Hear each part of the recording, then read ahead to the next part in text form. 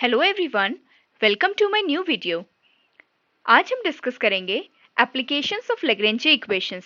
जैसा कि आप सबको पता है, हमने अपनी लास्ट वीडियोस में constraints, generalised coordinate, d'Alembert's principle, Lagrange equation का डेरिवेशन और Lagrange equation for conservative and non conservative systems के लिए पढ़ा था।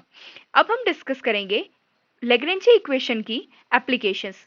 ये जो टॉपिक है ये बहुत ज़्यादा इंपॉर्टेंट है नेट के लिए, गेट फिजिक्स के लिए, और कोई भी कॉम्पिटिटिव एग्जाम अगर आप फिजिक्स से देते हैं तो उसके लिए बहुत ज़्यादा इंपॉर्टेंट है और इसका वेटेज भी बहुत ज़्यादा है और इसमें कई सारे वेरिएशंस ऑफ क्वेश्चंस बन सकते हैं और ये आपके एमएससी के सिलेबस के लिए भी बहुत ज़्यादा इंपॉर्टेंट है। तो अपना फर्स्ट एग्जाम्पल हम स्टार्ट करते हैं। First is free particle. क्या है? Free particle. अब देखिए, कार्टेशियन कोऑर्डिनेट में हम फ्री पार्टिकल को इस तरीके से डिनोट करते हैं। This is your x axis, this is your x axis, this is your y axis and this is your z axis. और ये आपका क्या है? ये आपका पोजीशन वेक्टर है x, y, z। तो आपको पता होगा कि एक फ्री पार्टिकल को हम इस तरीके से कार्टेशियन कोऑर्डिनेट में डिफाइन करते हैं। अब देखिए, मैंने अपनी लास्ट वीडियो में आपको बताया था कि काइनेटिक एनर्जी को लैग्रेंजियन में हम T से डिनोट करते हैं।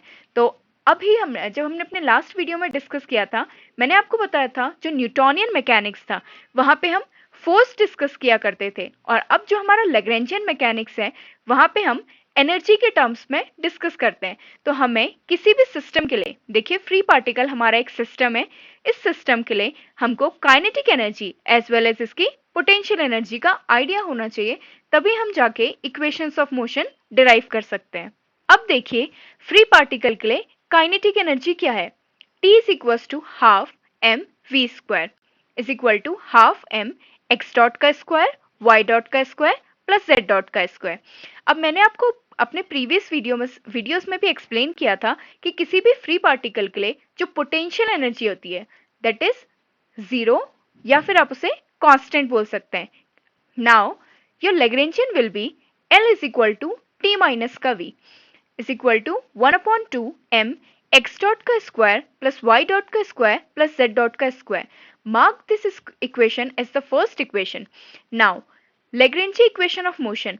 जैसा कि हमने अपने लास्ट वीडियो में डिस्कस किया था, हमने वहां पे Lagrange equation of motion discuss करी थी। तो अब हमें ये जो एप्लीकेशंस हैं, जब भी किसी सिस्टम के लिए, किसी डायनेमिकल सिस्टम के लिए आपको उसकी kinetic energy as well as उसकी पोटेंशियल एनर्जी का आइडिया हो जाएगा, तो आप लैग्रेंजियन निकाल के उसे इस लैग्रेंजे इक्वेशन ऑफ मोशन में क्या करेंगे? पुट करेंगे। तो अब देखिए, लैग्रेंजे इक्वेशन ऑफ मोशन थी d upon d t del L upon del x dot minus del L upon del x is equal to zero. ठीक, ये आपकी क्या है? लैग्रेंजे इक्वेशन ऑफ मोशन है। अब देखिए, Lagrange equation of motion discuss करने से पहले मैं आपको एक और इम्पॉर्टेंट पॉइंट बताना चाहती हूँ। ठीक है, अब देखिए, ये जो आपका जो सिस्टम था फ्री पार्टिकल, इसमें कितनी डिग्री ऑफ फ्रीडम था? इसका डिग्री ऑफ फ्रीडम जो था दैट वाज 3। ठीक, और इसके जनरलाइज्ड कोऑर्डिनेट कितने थे? जनरलाइज्ड कोऑर्डिनेट थे 3 नंबर ऑफ जनरलाइज्ड कोऑर्डिनेट। तो अब देखिए, नोट आपको क्या करना है कि number of generalised coordinate, number of generalized coordinates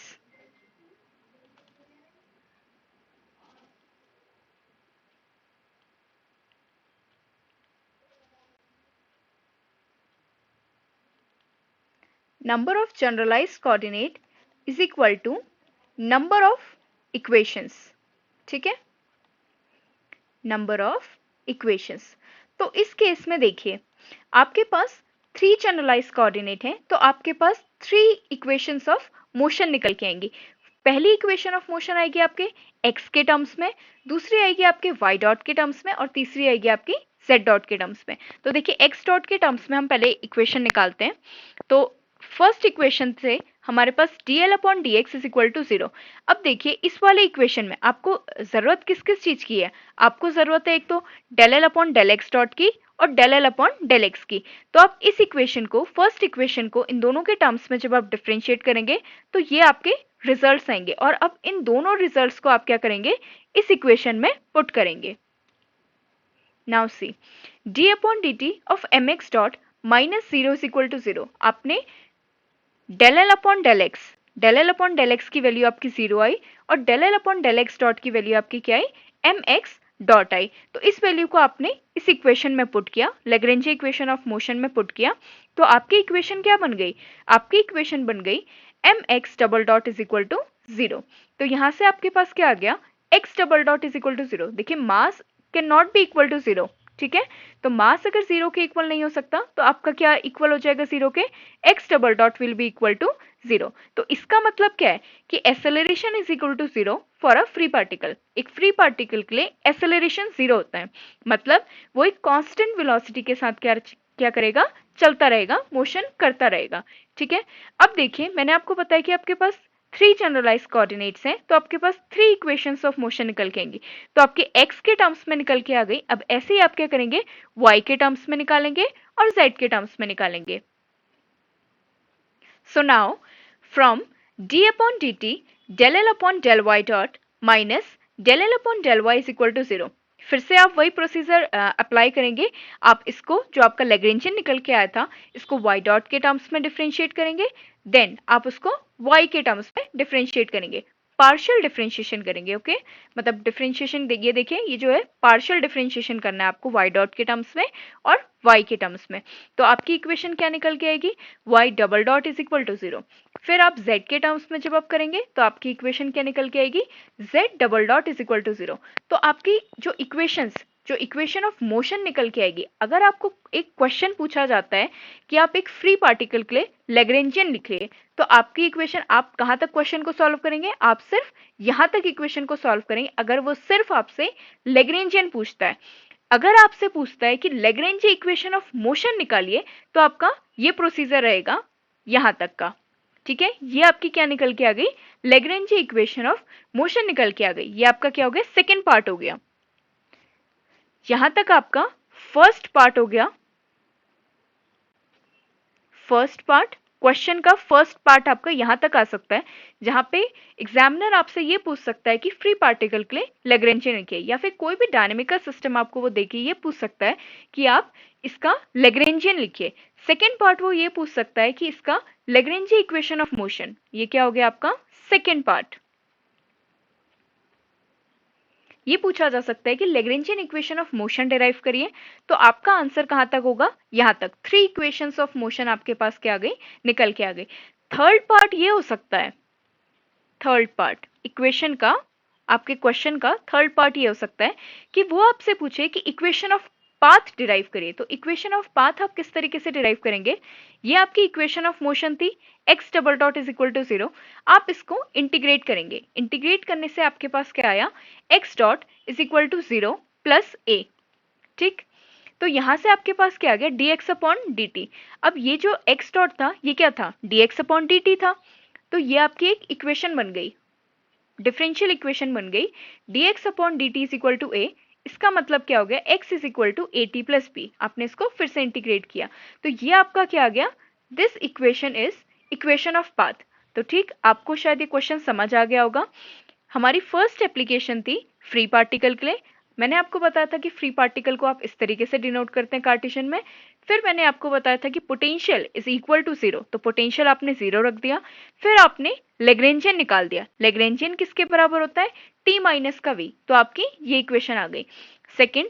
फिर आपने क्या निकाला, लैग्रेंजियन इक्वेशन ऑफ मोशन निकाला। तो ये लैग्रेंजियन इक्वेशन ऑफ मोशन आपके पास निकल के आ गया। लैग्रेंजियन इक्वेशन ऑफ मोशन में आपने ये वैल्यूज पुट करी। फिर मैंने आपको एक बहुत इंपॉर्टेंट पॉइंट बताया कि जो नंबर ऑफ जनरलाइज्ड कोऑर्डिनेट्स होते हैं, जितने भी जनरलाइज्ड कोऑर्डिनेट्स होंगे वो number of equation of motion के बराबर होंगे, number of equation of motion के बराबर होंगे, ठीक। उसके बाद मैंने आपको बताया जब आपकी इक्वेशन ऑफ मोशन निकल के आ गई तो आपकी इक्वेशन ऑफ पाथ भी वहीं से निकल के आ जाएगी। आप जो आपकी इक्वेशन ऑफ मोशन आई है उसको इंटीग्रेट करेंगे और एक इस तरीके से आप डिफरेंशियल इक्वेशन में निकाल के फिर से आपने इसको इंटीग्रेट किया, तो ये जो आपकी इक्वेशन निकल के आई, this is equation of path, ठीक।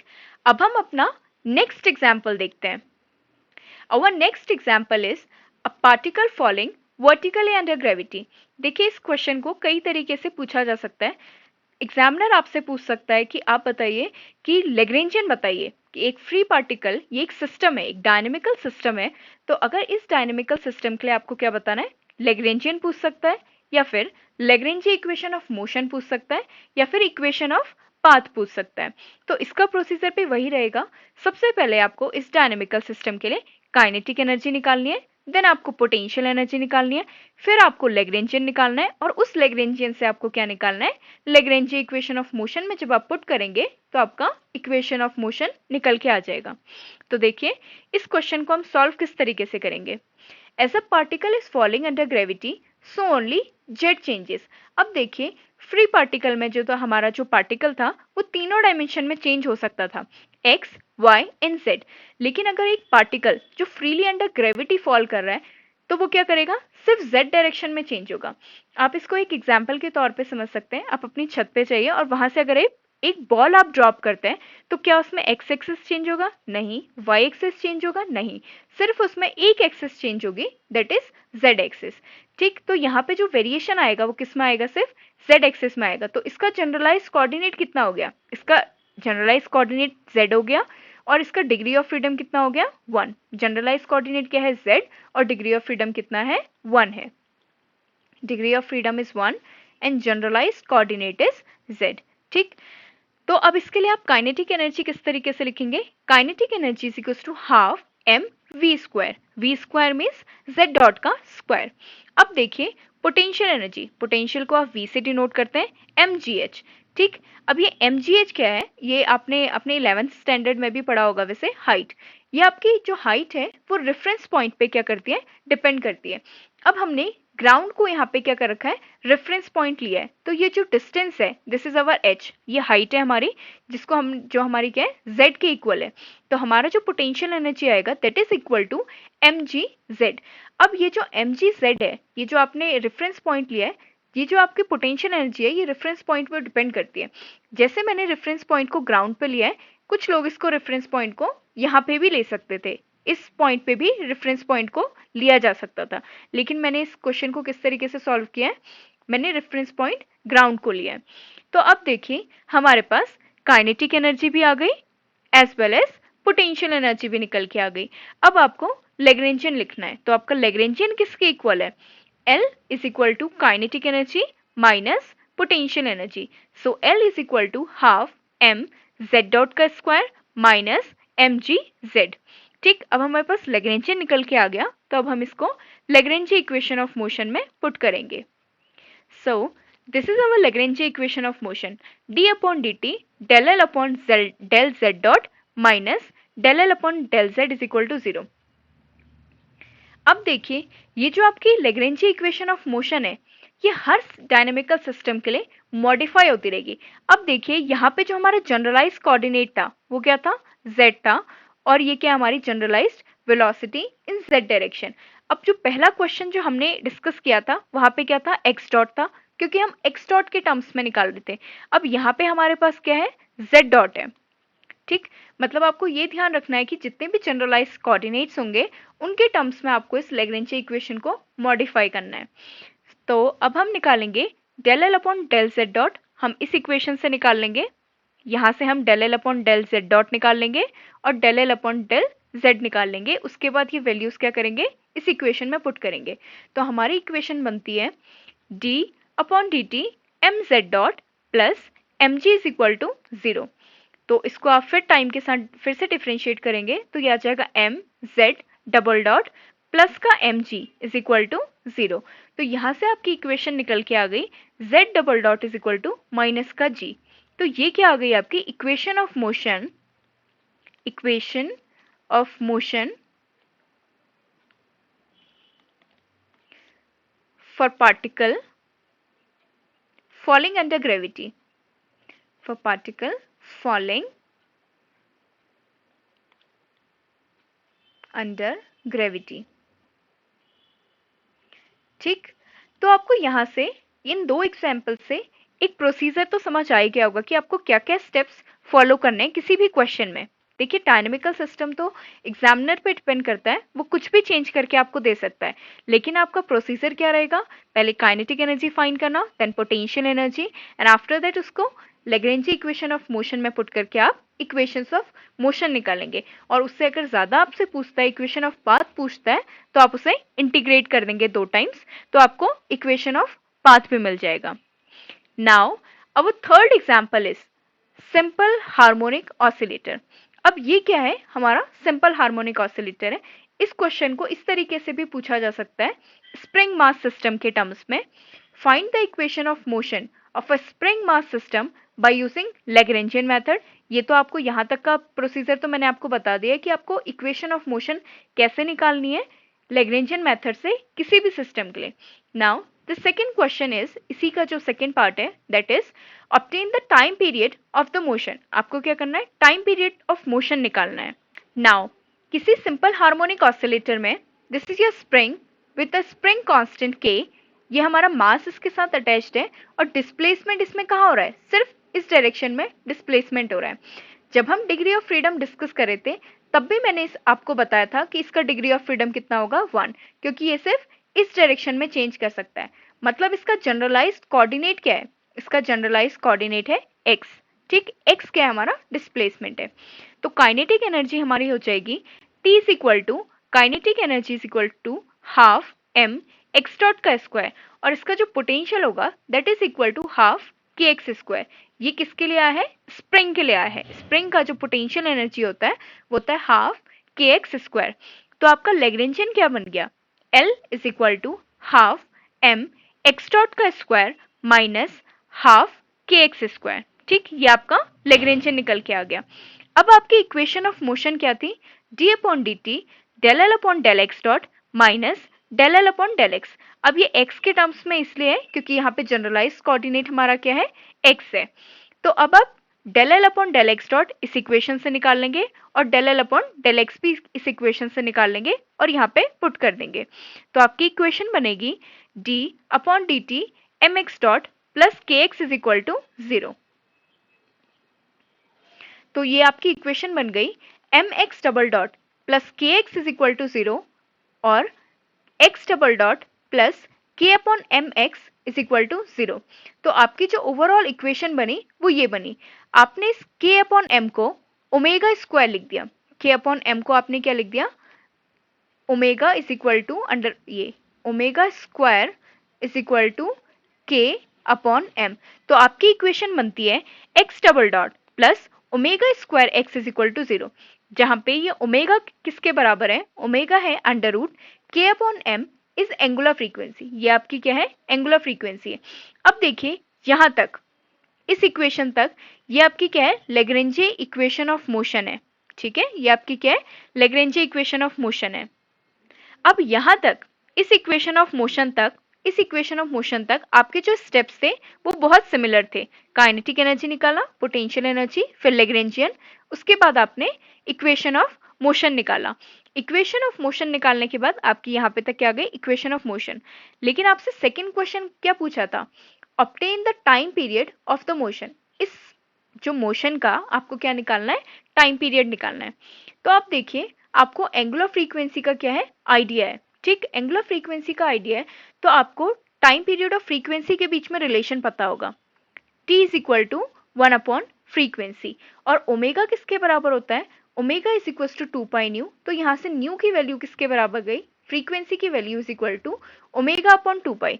तो ये आप फ्रीक्वेंसी की वैल्यू यहाँ पे पुट करेंगे, दैट इज ओमेगा और 2 पाई अपॉन ओमेगा। तो आप ओमेगा की वैल्यू यहाँ पे पुट करेंगे 2 pi under root m upon k. तो ये आपका क्या निकल के आ गया, टाइम पीरियड निकल के आ गया। देखिए ओमेगा की वैल्यू आपको पता थी और ओमेगा हमारे पास क्या था, एंगुलर फ्रीक्वेंसी था, और टाइम पीरियड की वैल्यू भी आपको पता थी, time period is equal to 1 upon frequency. Frequency और एंगुलर फ्रीक्वेंसी का आपको रिलेशन पता था, वो ये था।